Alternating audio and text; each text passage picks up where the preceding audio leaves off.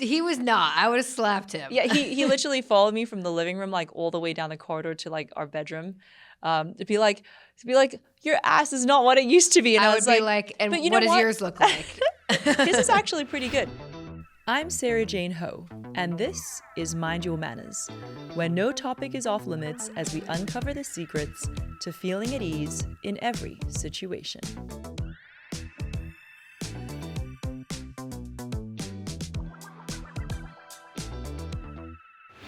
Hey guys, it's me, Sara Jane Ho, and welcome back to one of our Dear Miss Ho episodes, where I open up my DMs and see all of your questions about TCM, etiquette, life, and love, and answer them. We have Kelsey, my producer. Hi. All right, let's get into it. Question 1. How do I know if my body is hot or cold in traditional Chinese medicine? All right, I did do a little social media clip on this, which a lot of you really liked. In TCM, the first thing you have to do in TCM is identify if your body is cold constitution, which is 寒底, or a hot constitution, which is 热底. If you're a cold constitution, it means that you lack yang energy, you get tired easily, you maybe get cold hands, cold feet, you're fatigued, you have to go to the bathroom a lot, you have a weak bladder. And usually you got this way because you live in a really cold climate or you're running the AC on really high. People in Hong Kong and Singapore often have cold constitutions because the air conditioning is so freaking cold. Or you're eating a lot of raw foods. So what should you do? Well, you should eat more warming foods like ginger, cinnamon, lamb. Women in China always eat lamb in the wintertime because in the wintertime is when you want to warm your body, especially your uterus, your womb. And lamb is one of the most warming meats out there. Interesting. Yeah. Black beans are also good. And then you want to limit all the drinks that cause inflammation, right? So like alcohol. Now, if you're a hot constitution, 热底, it means that, well, you would know because you have acne, breakouts, ulcers, you maybe have a bad temper, you're really irritable. All these things are signs that your heat is exploding out of your body. How did you come this way? Well, eating a lot of spicy food, being really overworking your body, sleeping very late at night, right? You'll notice if you sleep late at night, the next morning you're more irritable. That is if you go to heat. bed later? Yeah. Wow. Yeah. Or if you don't sleep enough, all these things cause heat in your body. Also, night sweats, dry mouth, constipation, and this means that you're lacking yin energy because yin is sort of the cool, right? So you're out of balance and you need to have more yin energy. How do I get more yin? Great question. Thank you. I also feel like, and correct me if I'm wrong, rashes would probably be a good sign of someone running too hot. Yes, rashes as well, like eczema. Mm-hmm. Dermatitis, maybe.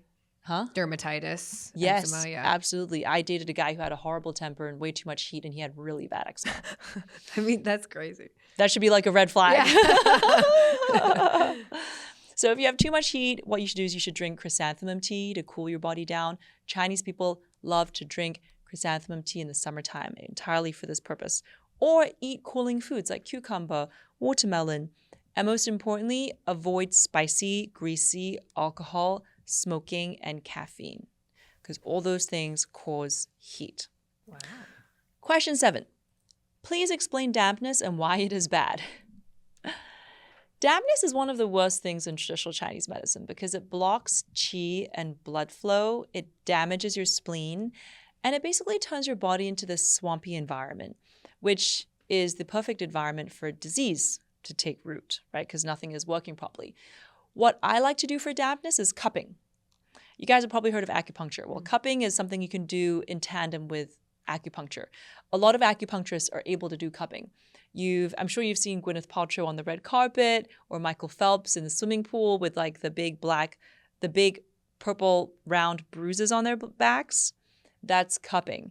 What cupping does is it literally sucks the dampness out of your body as well as sucks the stagnant blood up to the surface to then let it dissipate. So it helps with your circulation. There are two types of cupping. What I like to do is I like to use 火罐, which is fire cupping using glass cups. That's the most traditional way. And what they do is they'll put some alcohol swab into a glass cup. They'll light it on fire and then stick it on top of you. Now, in America, because obviously that gets into a whole host of like safety fire issues, in America, they like to use suction cups where they like put this plastic cup on you and then they kind of like pull, and then it creates a suction.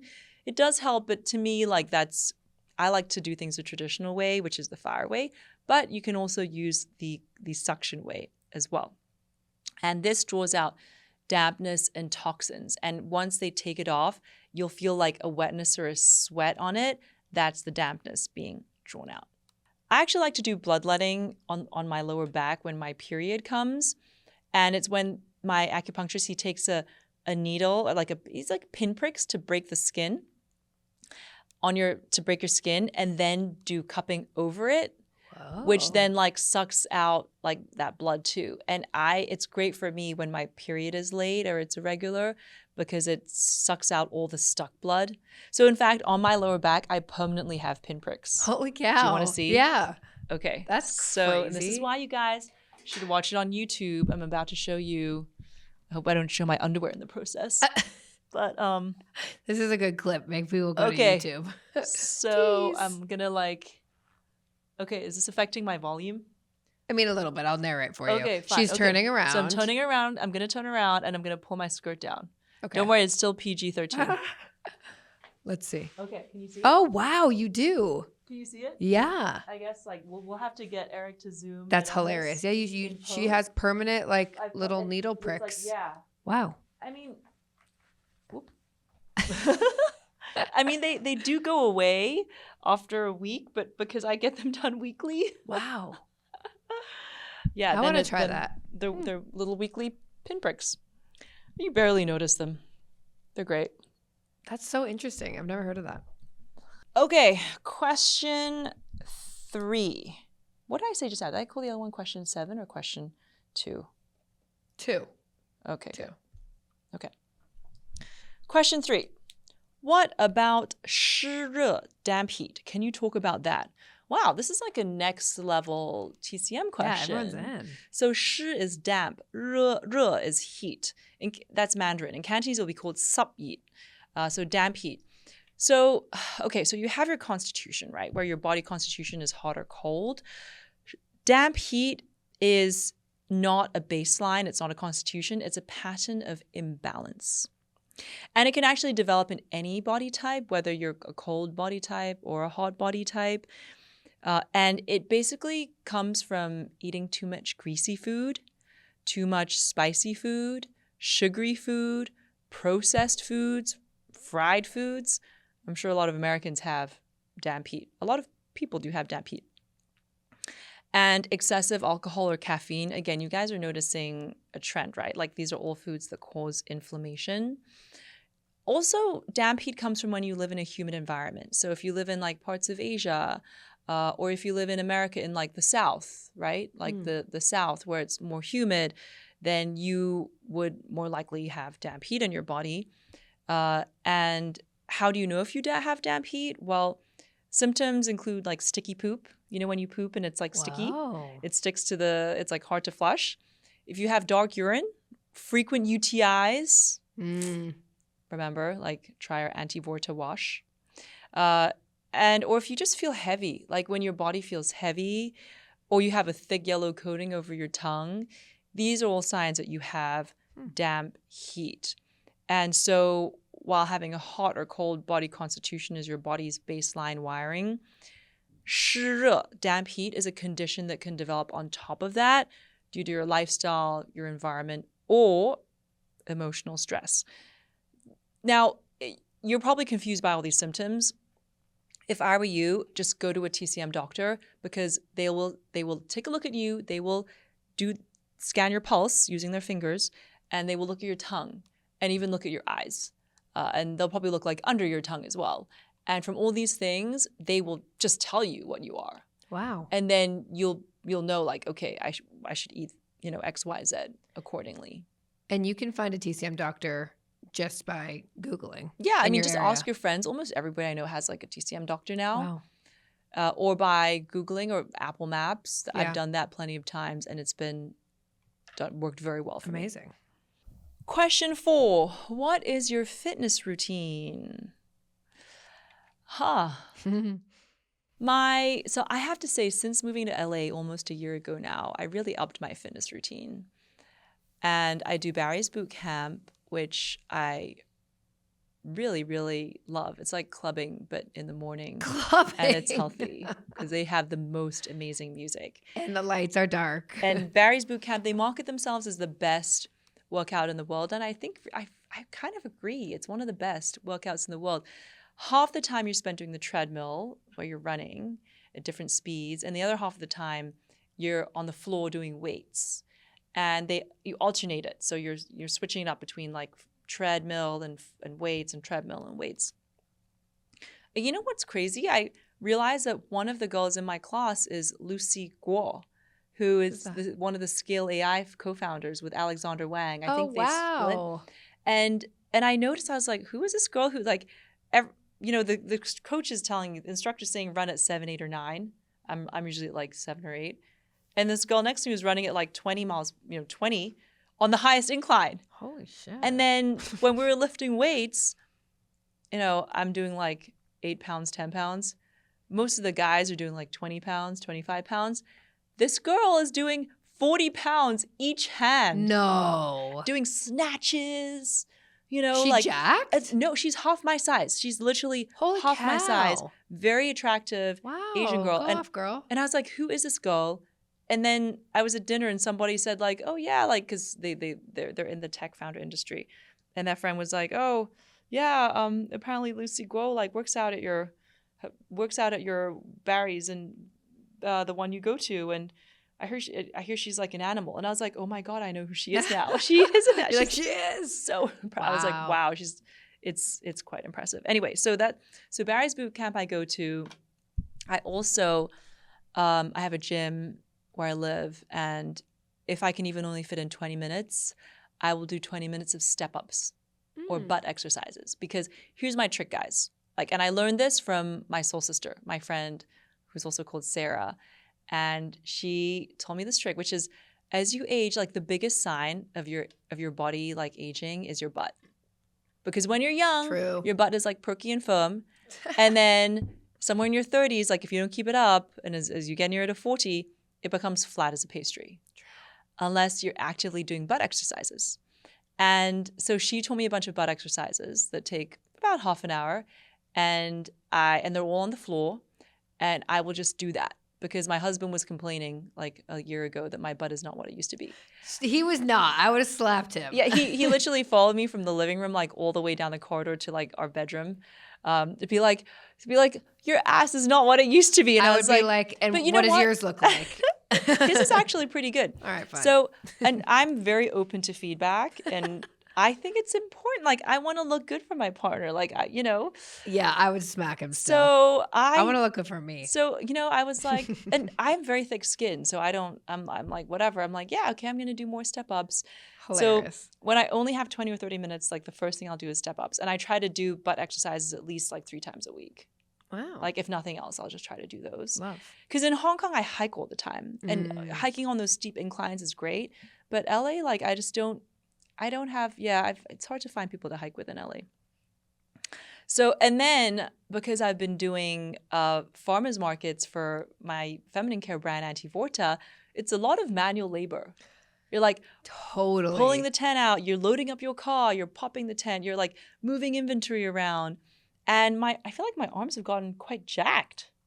They are. They look like, good. Just from that. I will say that I have a friend and I've started doing it too. Every morning, just like you were saying, but with the butt exercises, 2-pound weight and just do like 10 minutes of stuff. And when you're consistent, you really see the difference. Oh, yeah. I mean, luckily for me, so I grew up doing a lot of sports for fun, and I was a competitive horse rider in Hong Kong.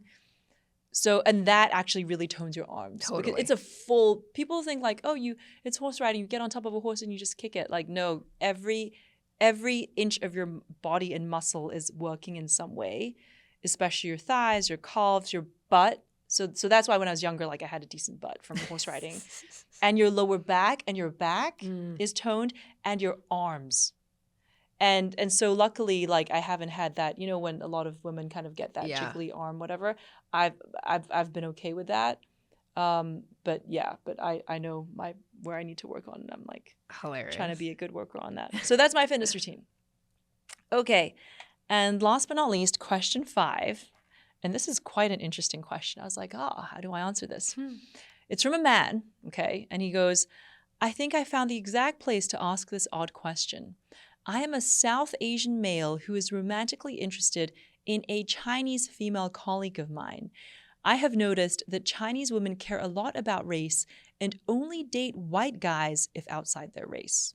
Interesting. Is there anything I can do to increase my odds of overcoming this preference?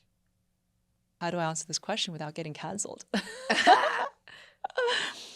So, the first thing this made me think of was comedian Ali Wong, and how she did a talk about fancy Asians versus quote unquote jungle Asians in her 2016 Netflix special Baby Cobra. And it's actually since become one of her most quoted segments. And I actually pulled it from Google because I wanted to get it right. This is how she put it. She said, so we're both half fancy Asian and half jungle Asian. The fancy Asians are the Chinese, the Japanese. They get to do fancy things like host the Olympics. Jungle Asians host diseases. Oh my God. And as you can imagine, this joke, it drew a lot of attention for its raw honesty. And it also spotlighted the implicit hierarchy within Asians amongst Asian identities and skin tones. And it also sparked this whole deeper cultural conversation about how Southeast Asians, who are the ones often called jungle Asians, are viewed compared to East Asians, right, which is the quote-unquote fancy Asians.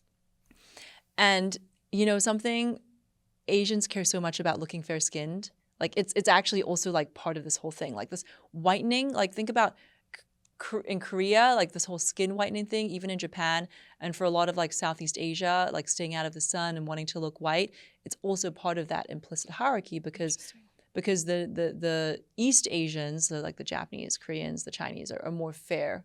And even within China itself, like, there's a whole thing. There's a term in China called 白富美, which is white, rich, pretty. Like, that's the goal for girls. It's like if you're a woman in China, and this is Chinese slang, the goal is to be fair-skinned and rich and beautiful, like 白富美. For men, it's 高富帅, which means tall, rich, and handsome, right? So, but it's like really important for women in China and in all of Asia, like, to be fair-skinned. It's really interesting.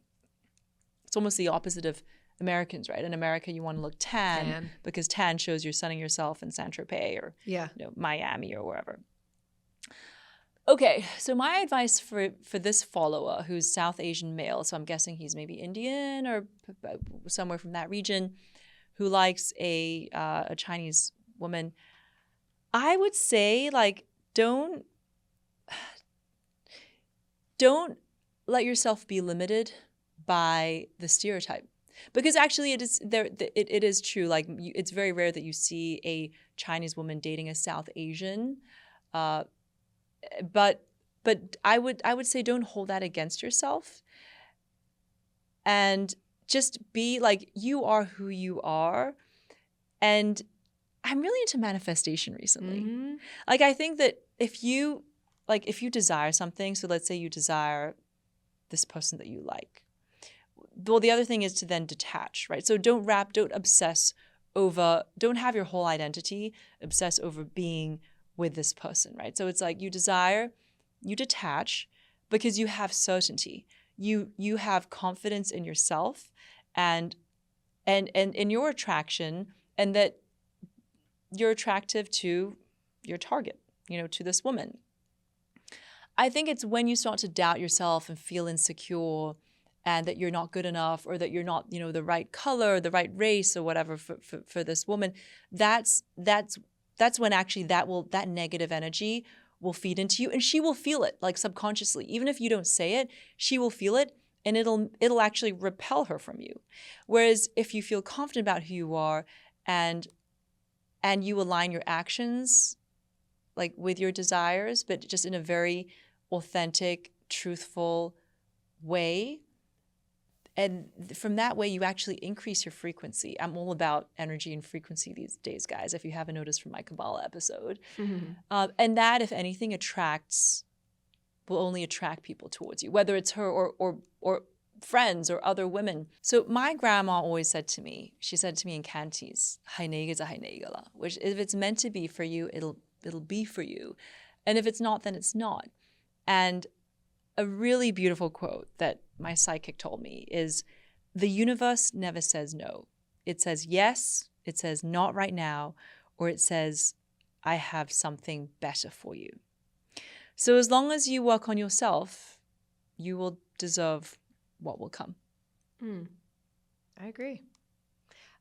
I just really believe in, like, if it's not meant to be, it's not meant to be, and because something else bigger and better is coming in. Like, you can't close your mind or think in like a narrow, closed off way, because then the right stuff is not going to come in, right? It's like you have to, I would always look at it like Joe Dispenza talks about how you have like a cup, and it's like if your cup is full to the brim of you thinking like, well, I can't and I shouldn't and she's not going to like me, then where is there any room for like the actual possibility to come in? Because your cup is full of this negativity, right? And if you actually remove some of those things and the beliefs, there's space in the cup for things to come in. Like, exactly. So true. All right, guys, we're at time today.